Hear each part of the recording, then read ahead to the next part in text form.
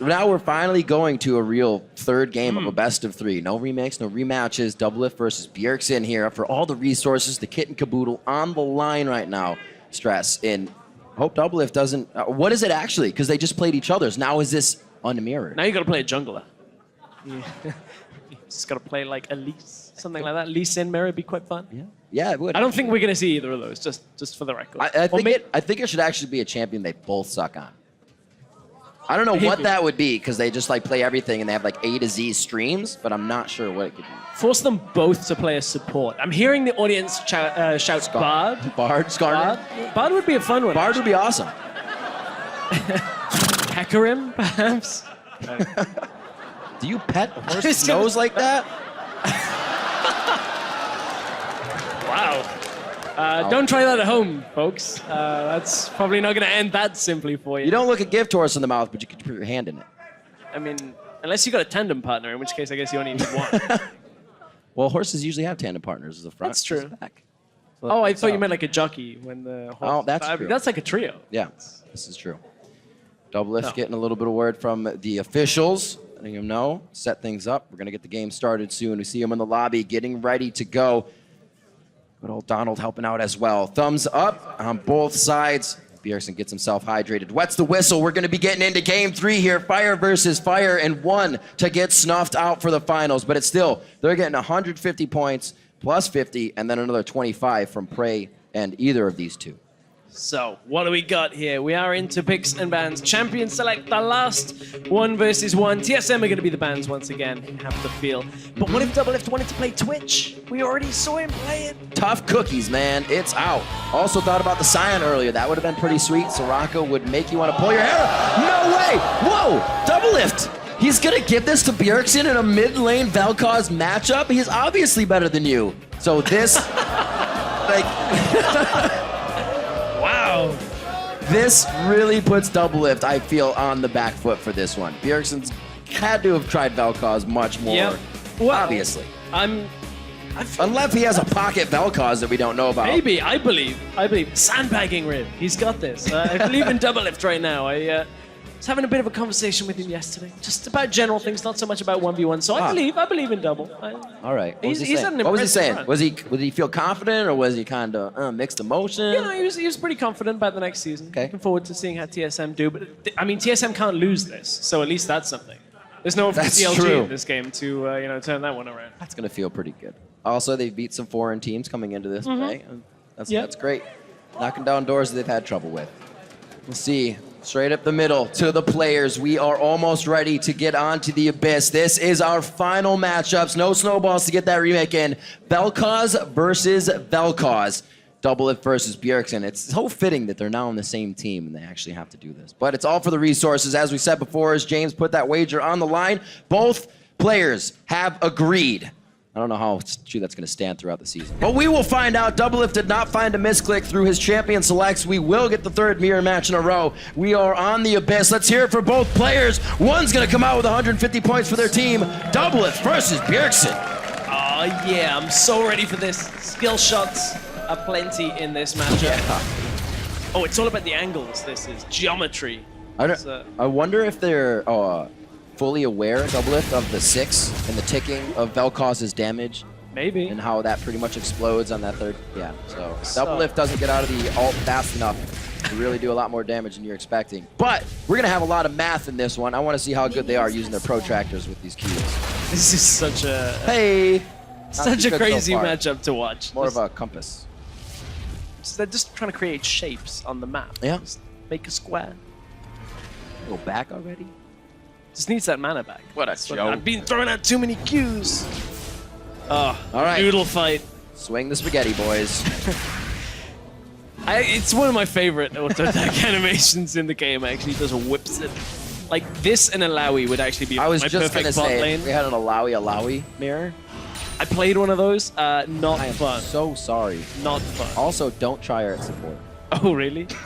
Okay. Well, we've seen Vel'Koz in a support role, so that's true. Maybe Tentacle's the way to support. Super annoying in that Shots support fired role. already. Bjergsen got that first hit onto Doublelift. Basically wins the matchup. Could be a long one this So one. I actually just got word that you played the mayor in that 1v1. I did play the mayor. And you got He rectified. wrecked me. He actually did wreck me. Okay. I thought it was pyrotechnics, so I disrespected him and walked into lane. Turns out, was not pyro. But anyway, that was the Alawi mirror. This is the Vel'Koz mirror. It's level 2 for both of them. Doublelift taking a lot of damage. That's a mid laner playing a mid lane champion. Who would have thunk? That's Doublelift very low. Oh, the minion body blocks it. That minion right there. We're giving him an award as well after this 1v1.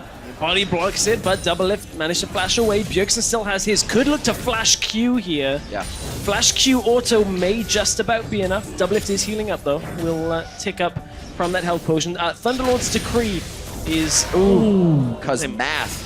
both of them Thunderlords in this setting. So, oh, swing and a miss. Looks super pretty, but none of it hit. Oh, there's a lot of miss in this. Yeah, it's really it's hard to CS with Vel'Koz when you don't know his auto attack, the slow, the range. Feels kind of weird, but once you get it down, it's actually really great to play with. Bjergsen, however, is trading mana for health here. You can see Doublelift, obviously the lower health. Bjergsen won't be able to throw out as many spells, but is pushing the wave. Trying to force Doublelift to miss CS, but gets a knockback. It's it. There's a 3. There it is. Bjergsen, 150 points for fire, and your number 1 in the 1v1 2015 All-Star competition. Wow. You couldn't have written this any better than, 2 of the carries from TSM ending up in the finals, but you can change everything and still TSM for another season they're going to be ganking mid, throwing everything in. But here we see the killing blow. Bjergsen manages to just push Doublelift around, gets that suspension, knocked back into the queue. Good combo gets the kill, and Bjergsen takes it home. Absolutely ridiculous. I'm still wondering how it wasn't a neutral champion to be played between these two. Yeah. Maybe even a Cho'Gath. Bjergsen played that, but still, it's easy to stay alive on Cho'Gath. You pretty much just want to eat each other in the end. Something else. It just did not happen. Bjergsen comes away with the win. He gets the resources for the entire season, as it probably would have gone. Yeah, I mean, that's what you have to kind of think of, but he did take down some pretty stiff competition in Kira and Clearlove, who had shown themselves to be pretty good on the way. Doublelift had some stiff competition himself, took down Froggen about an hour ago. Prey on his Praven? Took out Prey.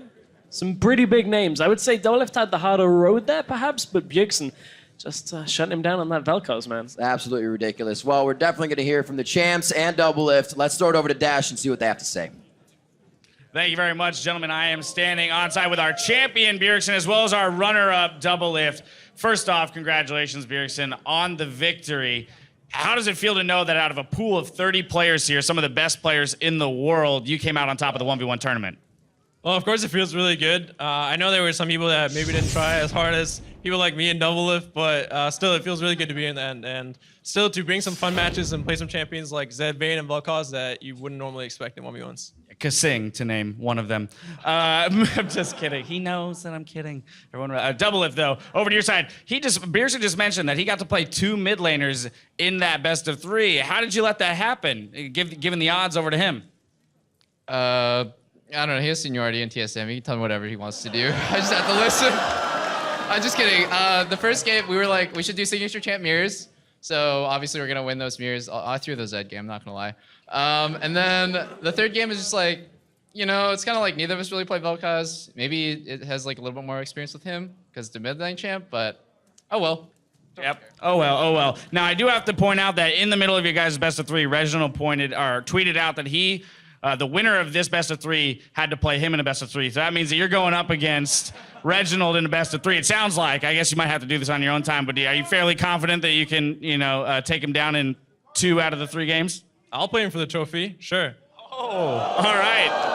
Well, we'll have to fight. We'll have to see that on a future date. But all it'll do is really move shelves in the TSM house, right? So at least it stays within the family. Back over to you, Doublelift. I want to get your take on the 1v1 tournament as a whole. Because we did have people who were taking it more or less seriously. There were a lot of fun elements to it. You had to play quite a number of games. Froggen with the remakes and all that. So for you, how was this event as a whole?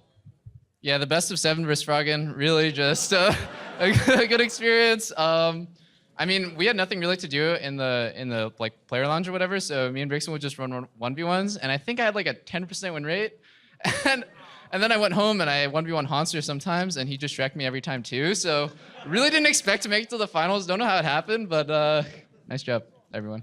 Well, there you have it. And then finally, I got to come back to you, Bjergsen. We did throw that wager onto the stage before the games took place, so it looks like you're going to be walking away again, Team Solo mid, with all the resources, all the ganks. Are you excited for all the possibilities that opens for you in the mid lane? We'll have to see if Svensker listens, because if any of you guys watched IEM, he was all over top lane, and me and Peter are just the farm bots for team fights, but still, we'll see. All right, so as it stands, Hanser is the one who gets all of the resources. We'll see if any of that changes. Once again, Bjergsen, congratulations, and to you as well, Peter, on that second place. That's going to do it for us here on stage. We're going to throw it back to Shocks and crew to break down the 1v1 action. Thank you very much, Dash. Well, a good champion, I think a well-rounded champion in Bjergsen, showing a lot, but that first game of Vayne versus Vayne, you had some criticisms, Deficio. I think we all did. I mean, that wasn't Bjergsen playing that one. We have a replay as well, where he just kind of all-ins in the middle of nowhere, and he even missed Condemn. It was a super not Bjergsen thing to tumble into 7 creeps and miss Condemn, and then just get out-traded because you missed FS Bell and you're in 6 creeps. So that was not like Bjergsen usually plays his 1v1s. Yeah, it was very unlike Bjergsen, but he made up for it immediately when he went into game 2. They had the ZZ mirror match up. What do you make of that one? We can roll the replay as well, Reckless maybe. I thought it was kind of fair that they ended up playing, one mirror matchup each. Obviously, Doublelift perhaps isn't the best Zed player in the world. I can personally say that I have no idea how to play Zed. So I understand him. Probably wasn't much he could have done there against a player like Bjergsen. Yeah. But perhaps shadowing into the tower is not the thing you want to do, but yeah. He made 2 very, very big mistakes. First of all, when he gets level 2, he shadows forward into melee range, so he kind of nullifies the fact he has a level advantage, and he even missed the Q, I believe, on the way. Got sidestepped by Bjergsen. So he gets a Q trade back.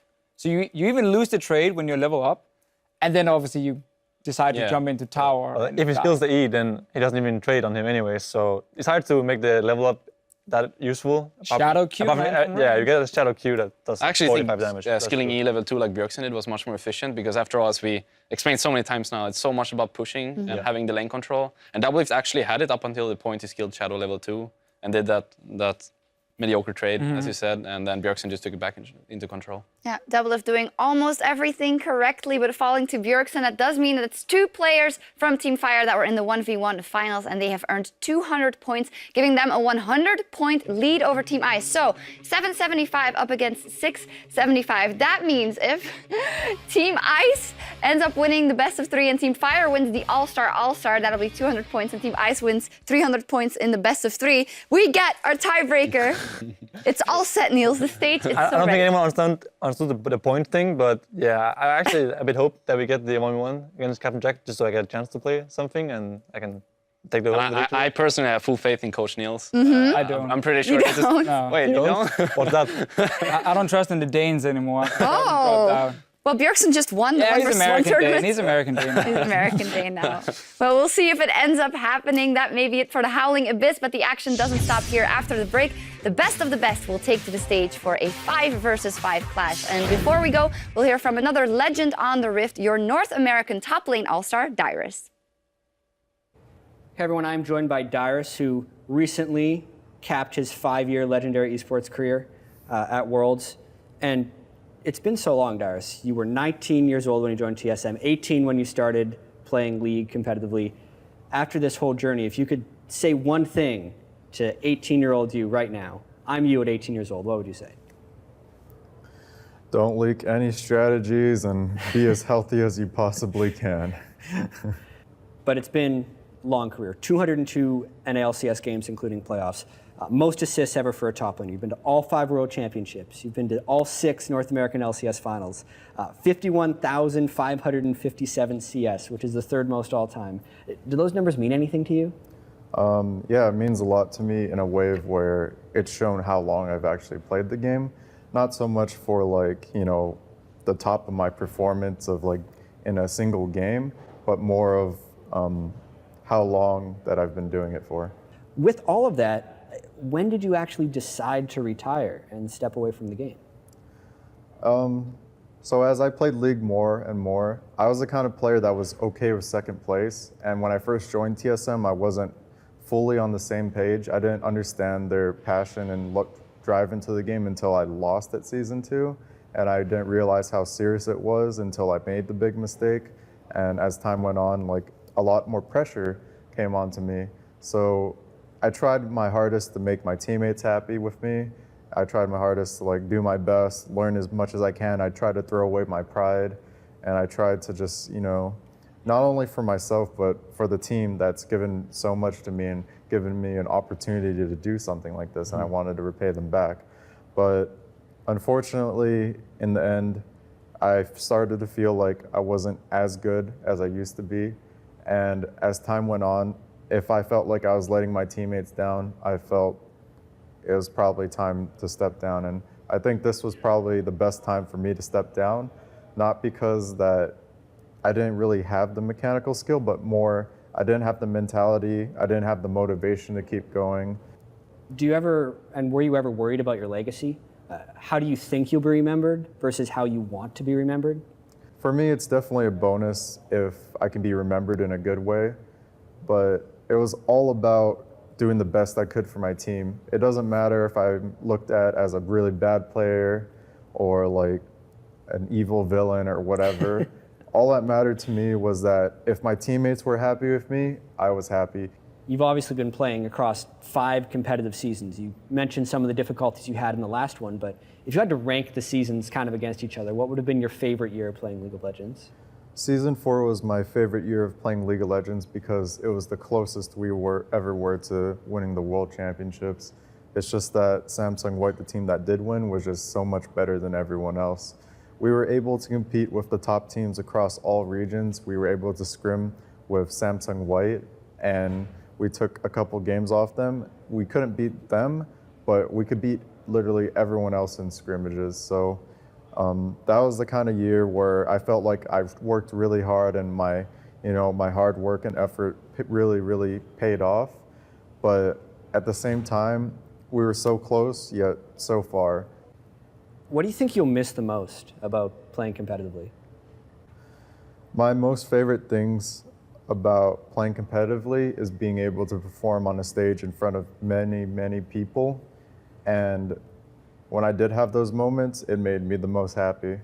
Because when you see the hype, the music, the loading, the players go on stage making huge plays, the crowd cheers. Like for Season 4 at PAX, when there's like all these people that you see in the crowd and you perform right in front of them, that is my most missed moment. And at the same time, it is one of my regrets and one of the things that I'll miss about the most, being able to perform in front of tons and tons of people and just hearing the energy of the crowd.